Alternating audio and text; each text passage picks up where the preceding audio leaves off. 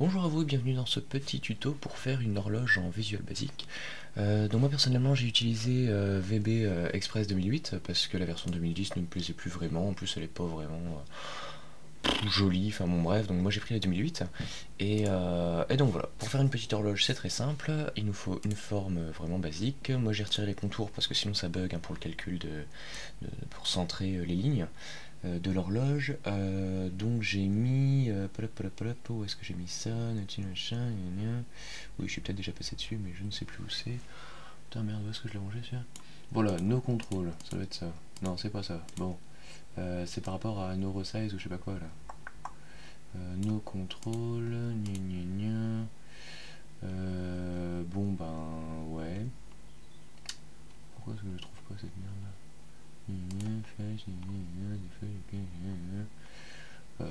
Je suis bien dessus, hein. Ouais. Alors, forme un machin, ça commence bien, hein. Bonne petite vidéo, j'ai à peu près rien préparé sauf le code source. Donc, pour retirer le contour, on fait... Putain, mais c'est dingue ça! Alors, forme aucun, default, le machin, face, ok, face, only. Auto size mode, c'est pas ça quand même. Background machin, non c'est pas ça. Le size only, c'est pas ça. Trou, default, first machin, context machin, non machin. Mais c'est dingue ça. Bon attends, je vais faire tous les menus. Hein. Bon, le name c'est pas ça, accept bouton, ok, ok. Le default de je sais pas quoi, c'est pas display quelque chose ou un truc comme ça là. Default machin, cursor, non. Voilà, putain, et non. En gros, avant, on est comme ça en version Windows. Je crois même qu'on a comme ça. Ouais, on est comme ça. Parce qu'on a les côtés et tout le bordel. Bon, bref. Et comme ça recalcule mal, moi je fous non en fait, directement. Donc voilà. Bon, un petit peu long ce début de vidéo là, mais bon, bref, je ferai éventuellement une petite ellipse. Ensuite j'ai mis un petit texte pour écrire l'horloge quand même en numérique, et j'ai mis trois petites lignes qui s'appellent layer, je sais pas quoi là, line shape 1, donc on trouve ici tout en bas là, faut développer tous les menus, hein. Line shape 1, voilà, enfin line shape, qu'il faut faire le line shape 1, ici le line shape 2 et ici le line shape 3. Bon, et le code source c'est celui-ci, donc je vous laisse le copier. Donc je définis une largeur, dim, on peut mettre public éventuellement, mais moi j'ai mis dim, hein, je m'en fous. Dim largeur as integer à 400, dim hauteur as integer à 400. Le form load, donc pour le charger on clique deux fois sur le fond de la forme, ça nous crée un private sub et un unsub ici. Dedans on écrit donc min.size, c'est-à-dire la forme 1.size, on va changer la largeur et la hauteur qu'on va définir ici. Et pourquoi est-ce que j'ai créé des variables? Tout simplement pour que ce soit mouvant si on veut, enfin mobile, ou je sais pas comment dire ça, bon, mobile, bon bref. Donc on a une largeur et une hauteur variable à notre souhait, à notre goût, on fait ce qu'on veut, voilà, c'est notre logiciel. Je vais vous montrer ça tout à l'heure. Et en gros, donc voilà, il va donc créer un new point pour avoir un XY, largeur, hauteur, donc voilà, comme ça au moins il resize correctement la forme 1, donc on va avoir une fenêtre de taille personnalisée. Ensuite, timer interval à 100 et timer 1 start, pardon. Donc c'est à dire qu'on va inclure ici un timer qui est visible, le timer il est où là-dedans, voilà, timer ici, dans le composant là. Donc ici, on l'ajoute, ça nous fait le timer 1. Le timer 1, on set l'intervalle à 100, comme ça on a 10 réactions par seconde. J'ai pas mis 10 parce que sinon on a 100 réactions par seconde, c'est inutile. Le dessin devient super moche, surtout que c'est pas du tout du graphique normalement, donc faut pas trop jouer avec. Donc moi je mets 100, comme ça au moins on a 10 dessins par seconde, c'est pas mal.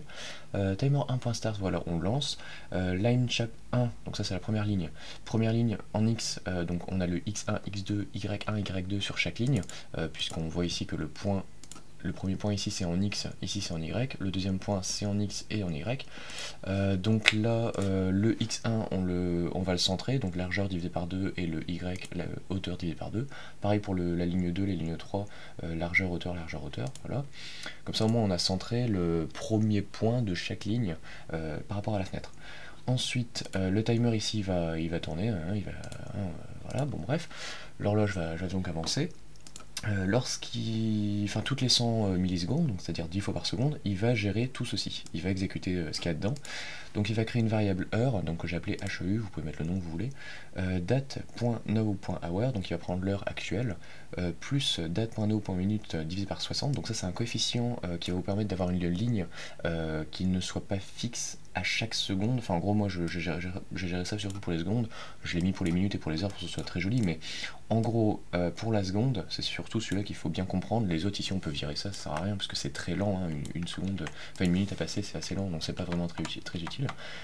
Donc la variable seconde est assez importante parce qu'elle est très jolie, c'est elle qui va définir un petit peu la tronche de la fenêtre, enfin de ce qu'il y aura dedans. La date point seconde, enfin date point seconde, j'ai un peu du mal, hein. La seconde va être tout simplement ajoutée à la variable seconde, plus le nombre de millisecondes divisé par 1000. Et bien ça c'est en coefficient, c'est-à-dire que si on arrive à par exemple 800 millisecondes divisé par 1000, ça nous fait 0,8 secondes de passer. Et donc en fait notre ligne ne sera pas par exemple, si on est à 25 secondes, elle ne sera pas à 25 secondes pile, elle sera à 25 secondes 0,8. Donc c'est-à-dire qu'elle va passer presque à 26, ça va être super joli, je vais vous montrer après. Ensuite on bouge les lignes, donc ligne 1 pour machin, là je vous laisse comprendre, hein, c'est assez bête. Donc la première ligne, la deuxième ligne, la troisième ligne, donc ça c'est un bloc, en X et en Y. Le X, c'est cool ça quand je souligne. Ah c'est bien ça, bon, je vais laisser souligner. Le X va être égal à la largeur divisée par 2, comme ça au moins on centre, plus mat cosinus machin truc fois 120, comme ça on aura une ligne de longueur 120. J'ai mis 120 en X et 120 en Y, comme ça on a vraiment une largeur et une longueur, une longueur de ligne toujours pareille, quoi qu'il soit dessiné. Donc plus mat cosine, et pour l'Y c'est moins mat sin, voilà. Parce que là c'est cosinus, et là c'est sinus. Donc plus cosinus de machin truc, et là c'est moins cosinus, moins sinus, pardon. Plus cosinus, moins sinus, toujours. 0,25 pourquoi? Parce que les degrés en informatique, ça commence, enfin pas arithmétique, pas algorithmique, comment on dit ça, trigonométrie je crois. En gros si on dessine un cercle, le centre du cercle, c'est heureusement, bon bref, et pour avoir 0 degré, on fait une ligne vers la droite. Bon là c'est comme ça. Pour une horloge, la ligne elle est vers le haut, donc c'est pour ça que j'ai mis 0,25. Comme ça on décale de 0,25, et aussi quand on compte on va dire en horaire, le sens horaire, c'est voilà, on part du haut et on va vers la droite. Le sens horaire, enfin pas horaire, comment dire, voilà, quand on compte en géométrie, donc comment on appelle ça exactement, en trigonométrie, on part de la droite et on va vers le haut. Donc c'est le sens inverse du sens horaire en prenant un quart en plus, donc c'est un peu le bordel. Donc moi je fais 0,25 moins le bordel machin, comme ça au moins il part, parce que logiquement on commence ici, là il va prendre 0,25, donc en gros il va prendre en hauteur, donc pile poil, c'est nickel, hein, c'est comme l'horloge, moins l'heure de machin, donc il va pas faire plus pour aller vers là, il va faire moins. Et c'est nickel puisque notre horloge elle tourne comme ça, donc voilà. Donc 0,25 moins heure divisé par 24, donc là c'est un coefficient. Donc c'est en degrés si on veut, enfin en gros, bon, ça c'est pour ceux qui sont à fond dans je vais y arriver, hein. C'est pas géométrie, trigonométrie. Quand on fait un cercle, quand on fait un demi-tour c'est pi, quand on fait un tour complet c'est 2 pi, je sais pas exactement pourquoi, mais bon bref, en gros voilà. Et 2 pi, moi j'ai tout simplement mis 2 fois 3, 14, 15, donc ça fait 2 fois 6, 28, 3. Donc comme ça au moins on a notre beau petit calcul là qui va nous créer une ligne qui commence du centre, si c'est à 0, enfin du haut, on va dire, voilà, comme une horloge, si c'est à 0, et qui va aller vers la droite, donc c'est-à-dire à l'inverse sens horaire de la trigonométrie, comme le sens horaire de l'horloge. Voilà, tout simplement. C'est un peu compliqué tout ça, mais bon, si vous écrivez ça, logiquement ça marchera. Si ça marche pas, vous vous amusez avec les chiffres, il n'y a pas de souci. Si vous mettez par exemple 0,75, votre heure commencera en bas. Si vous mettez un plus, l'horloge tournera à l'envers. Enfin bref, on peut s'éclater.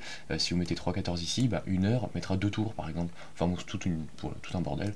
Si vous voulez une horloge qui fasse que un quart de l'écran, vous mettez ici un quart de pi. Donc bref, parce que si vous mettez pi, ça fera la moitié. Si vous mettez... Non, c'est la moitié de pi, pardon. Enfin bon bref, on peut s'éclater avec tout ça, on peut changer la taille des lignes. Donc là moi j'ai mis la ligne 1, ce sera l'heure, je l'ai défini comme ça, on peut faire ce qu'on veut, mais bon bref, de toute façon la programmation on fait toujours ce qu'on veut, hein. La seule limite c'est vraiment l'imagination, parce que on écrit n'importe quoi, ça s'exécute. Donc la ligne de l'heure mesure 120 pixels, la ligne de la minute mesure 160, et la ligne des secondes mesure 120. Bon voilà, c'est comme ça, vous mettez les tailles que vous voulez. Sachant que la largeur de la fenêtre est de 400, je vous conseille pas de mettre plus, parce que si vous mettez 800 par exemple ici, ça sert à rien. La ligne elle va partir du centre de l'écran, elle va dégager à 800 pixels, ça sert à rien, on la verra pas. Donc voilà, et après ben, le label 1, donc c'est le fameux petit 4 qu'on avait ici, va être rempli par l'heure, 2 points, minute, 2 points, seconde. Voilà. J'arrête de parler, j'exécute et je vous laisse admirer. Donc alors étant donné que le fond ici est gris et qu'il n'y a pas de contour, on va pas voir la fenêtre, donc j'ai mis un petit paint à fond blanc ici. Donc je l'exécute, hop, je mets la fenêtre devant, et voilà, donc ça c'est l'horloge. Et donc en gros on peut voir ici que la ligne des minutes va bouger très très peu par rapport aux secondes. À chaque seconde elle va bouger un tout petit peu logiquement. Je la vois pas bouger, ouais un tout petit peu, vraiment c'est que dalle mais bon. Donc voilà, et la ligne des secondes, voilà c'est pas seconde par seconde, c'est 10 fois par seconde qu'elle réagit par rapport au nombre de secondes réelles. Donc c'est à dire par exemple là on est à 45, 46, 47, je sais pas combien exactement mais... Voilà, 49, bah, au lieu d'être aussi figé que ça, là, et bah là c'est par rapport aux millisecondes divisé par 1000, 10 fois par seconde, donc c'est assez sympa. Je vais augmenter le nombre de FPS pour voir ça, donc là on était à 100 millisecondes, si je mets par exemple 40 ça nous fera du 50 FPS, puisque 50, non je dis des conneries là, non 25 FPS pardon, parce que 25 fois 40 ça fait 1000, donc ça fait 1000 millisecondes, donc 40 millisecondes, bref. Donc là on est à 25 fps, bah, c'est pas spécialement plus joli, ça ne bug pas étrangement, d'habitude ça bug quand je fais des enregistrements vidéo, des partages Skype, bon bref, bon bah voilà, ça si ça bug un petit peu quand même. Mais bon voilà, 25 fps c'est pas génial, je vais mettre 10, comme ça on aura du 100 fps, ça ne sert complètement à rien, mais on va s'amuser, hop, 10, plop. Donc voilà, donc là c'est ultra rapide, on peut voir même que le bout de la ligne bug un petit peu, puisqu'en fait le calcul est un peu chelou là dans le Visual Basic, donc bref. Donc voilà, c'est pas ultra génial. Après c'est très moche par exemple si on met 500, parce que bah, ce sera très long quoi. Alors, je vais mettre là, ça sert complètement à rien par exemple d'avoir mis ça, si vous mettez 1000. Parce qu'il va faire un calcul par seconde, donc d'avoir une division par milliseconde, ça sert complètement à rien. Donc voilà, ça c'est 2 fois par seconde, c'est pas génial quoi.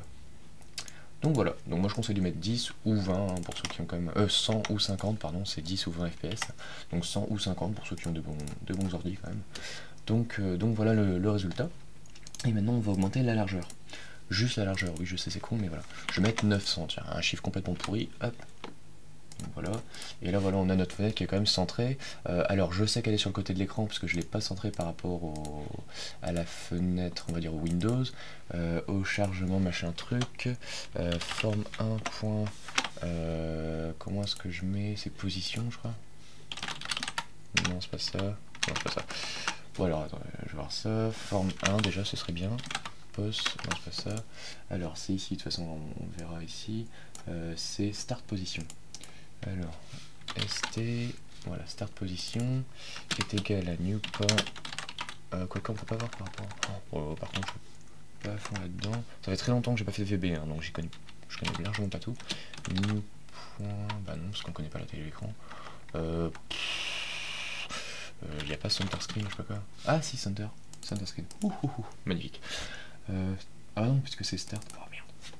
Form start position, gna. Ouais, bon, bref. Bah, si on peut s'emmerder avec ça, de toute façon, on fait on met la fenêtre en haut à gauche.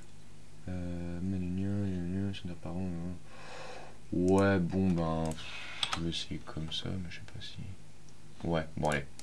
En haut à gauche de l'écran, au moins on est sûr que ça prenne tout l'écran. Il n'y a pas de contour de toute façon pour la fenêtre. Donc voilà, donc on a une largeur de 900, une hauteur de 400.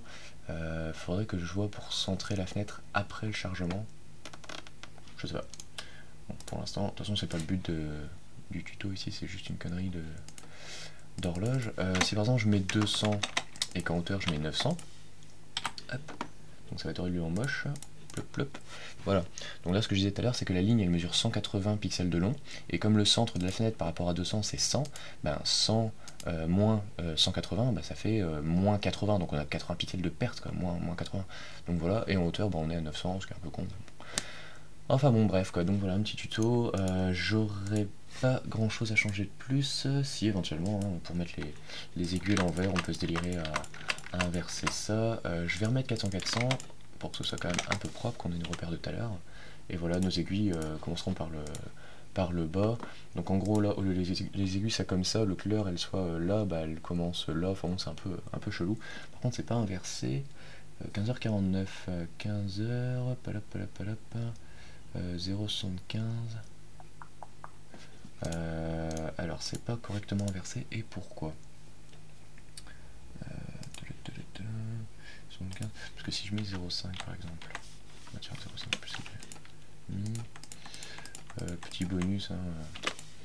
Alors 0,5, donc logiquement l'aiguille devrait être sur le côté et là elle est un petit peu en dessous. Ouais, bon bah en fait j'ai pas exploré ça. Bah oubliez le truc de 0,75, je ne sais pas du tout. Est-ce que 0,75... Ouais, ben ouais. Attends, est-ce que mes lignes sont déjà bien placées par rapport à l'aiguille? Ah merde. J'ai oublié de foutre 400.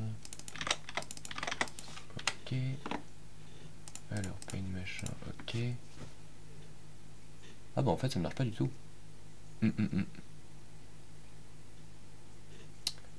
C'est génial, il n'y a que l'aiguille des secondes en fait qui fonctionne. Quoique l'aiguille des minutes aussi. Par contre l'aiguille des heures, putain c'est pas ça quoi. Ah bah je me suis complètement foiré, j'ai même pas vérifié l'aiguille des heures quoi. Je me suis dit je vais faire pareil et puis c'est bon. L'aiguille des heures est égale à heure now plus minutes divisé par 60, donc ça c'est bon. 10 par 24, ok. Donc l'heure... Ouais, l'heure c'est marqué quoi en haut là? C'est 15, donc c'est bon, donc c'est 15 heures puisque l'hour c'est 15. La minute on est à combien? 51, donc comme maintenant. 51 divisé par 60, ça nous fait moins de 1, donc c'est bon. Donc l'heure ça fait 15, un peu plus 16. Ah bah oui, divisé par 24. Ah ah, petite erreur de débutant, oui je suis débutant, mais ça fait 10 ans que je fais la programmation, je me plante encore. C'est pas divisé par 24, c'est divisé par 12, puisque un tour d'horloge, bah, c'est 60 minutes, c'est 12 heures. Et voilà. Donc voilà, donc là on est proprement 15h50, je suis con quand même. 15h50, donc avec des aiguilles un peu foutues n'importe comment, et si on fout 75, bah logiquement ça devrait marcher là. Réparation de logiciel en direct, c'est pas mal. Hop. Et donc là on a ceci. Donc l'heure, enfin l'aiguille des heures est tournée voilà, à 180 degrés, parce que au lieu d'être là, elle est de l'autre côté. Et l'aiguille des minutes, bah pareil. L'aiguille des secondes, voilà, au lieu de descendre d'aller vers 15, elle va vers 45, donc c'est n'importe quoi. Donc l'aiguille a une rotation en fait de 180 degrés. Maintenant on peut essayer, alors je vais mettre, comment je vais le faire tout à l'heure, moins, donc je vais mettre plus. En gros l'horloge va tourner à l'envers. Hop. Ploup. Donc voilà. Donc l'aiguille des heures, au lieu de descendre vers là, elle va descendre vers là. L'aiguille des secondes est inversée. Enfin bon bref, c'est le total bordel. On peut s'éclater, hein. Au lieu de mettre par exemple 6, si je mets par exemple 12, oui je vais calculer. Divisé par 12, ça met 0,26, 0,2617 x 2. 26, 17, donc 7, 4, donc 3, 6, 6, 12, 2, 1, 3, 5, ok. Donc si je mets ça, ah non, attends, je vais copier ça et rechercher le suivant, je vais copier ça, rechercher et remplacer, je balance, donc logiquement les aiguilles font 10 tours. Ah non, x0, ah mince, c'est un dixième. Bon bah je me suis complètement foiré encore une fois. Donc là l'horloge était divisée par 12. Bon, je vais remettre les calculs de tout à l'heure. 6. Ou alors oui, je m'éclate tout seul, mais bon, de toute façon en progrès c'est ça, tu t'éclates et puis c'est tout. Calque. Donc 3, 14, 15, 92 x 2, donc ça fait ça, x 10, donc l'horloge ira 10 fois plus vite. Oui, c'est vrai que c'est logique d'avoir 10 fois plus de vitesse en décalant le petit point d'un pixel vers la droite, c'est totalement logique. Hop. Et nous avons une horloge qui va 10 fois plus vite en arrière en étant complètement décalée à l'arrache, enfin bon bref. Donc voilà, giga bordel. Bref, mais bon, après c'est juste pour s'éclater. Je vais remettre quand même comme avant, parce que sinon je vais avoir une horloge ultra débile. Le moins, donc non là c'est... Parce que oui, ça me sert des fois, hein. Les petits logiciels cons comme ça me sert. Hop, c'est comme l'autre jour, j'avais fait un truc pour ranger des dossiers, ça m'a vraiment servi en fait pour ranger des musiques. J'avais je sais plus combien de gigas de musique, en fait j'ai tout rangé d'un coup avec le petit truc. Je ferai un tuto un de ces jours aussi pour expliquer ce logiciel là, mais ouais, c'est une tuerie. Hein. Hop. Donc voilà, bon j'enregistre ça en espérant que ce long tuto bourré d'erreurs vous aura plu, puisque 0,25, 0,75 c'était le bordel, ici c'est 12 et pas 24, ici on peut s'éclater à changer les chiffres, la largeur, la hauteur, ok, le center qui ne fonctionne pas, je ne sais pas du tout comment centrer une fenêtre, ça doit être toute bête, hein. C'est une ligne de code vraiment toute bête, mais c'est par rapport à Windows, alors c'est pas form, en fait c'est même pas ça, c'est my computer point screen point les tailles primary equals machin et un, c'est pas bound, get the bound of display, ici ça doit être ça, point width, width, je sais pas comment on dit, on s'en fout, et pareil pour ici, donc là je vais reprendre la même chose, point ice, ok, donc je vais div 2, hein, comme ça, ok, et logiquement donc form 1 point start truc machin est égal à new point de, oui je sais, je programme comme un goré, 3 à l'arrache, mais bon ça fonctionne en général, hop, pourquoi il y a deux, ok, il n'y a pas tout string, c'est pas ça, point width, get or set the width of this machin, bon, et pourquoi ça marche pas ma computer skin, bon je fais ça vraiment comme un bœuf, hein. ToString, c'est pas ça. X as integer, Y as integer, ok, divided 2, ok.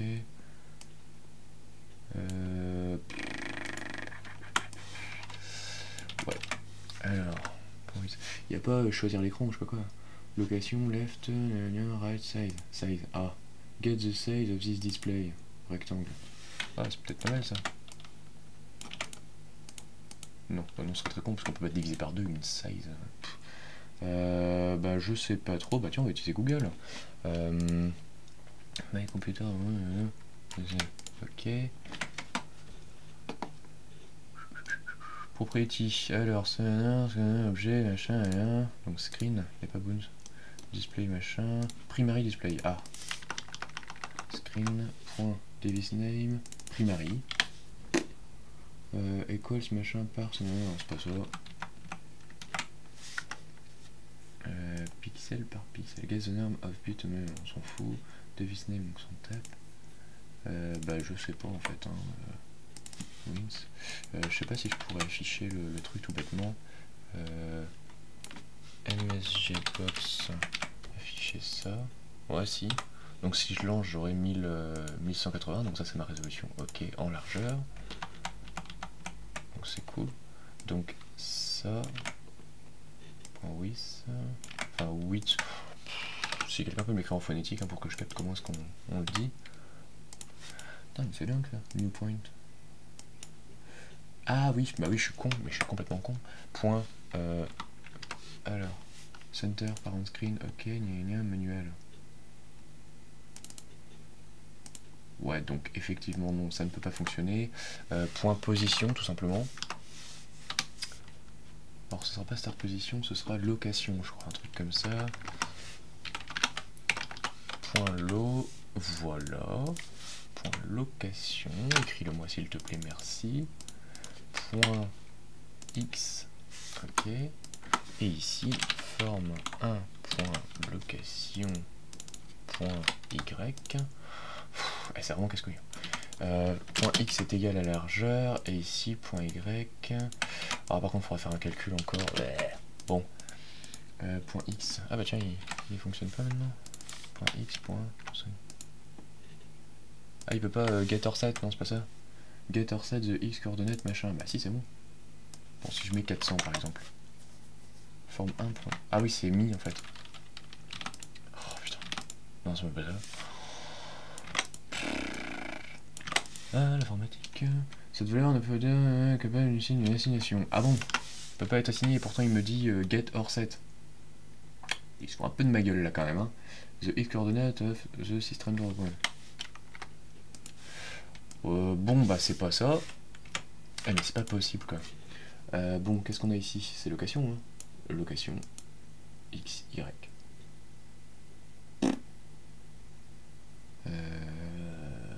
Donc c'est pas ça.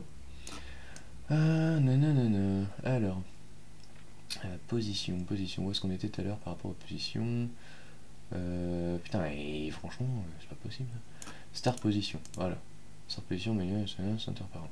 Donc ensuite, est-ce qu'il y a position tout bêtement? Il y a location.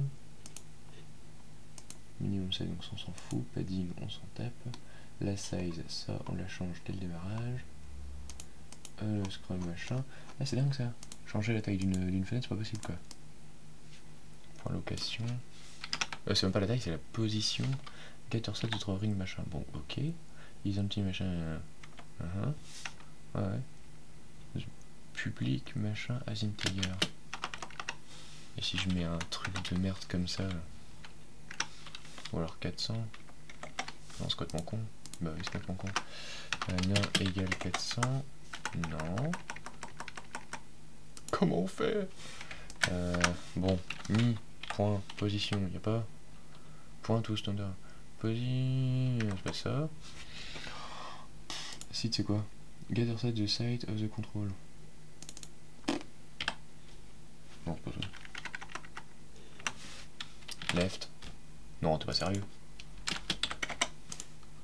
Je vais mettre 1400 pour que ça déborde un peu de l'écran. Ah d'accord. Bon bah voilà, je me casse le cul depuis tout à l'heure que c'est left, tout simplement.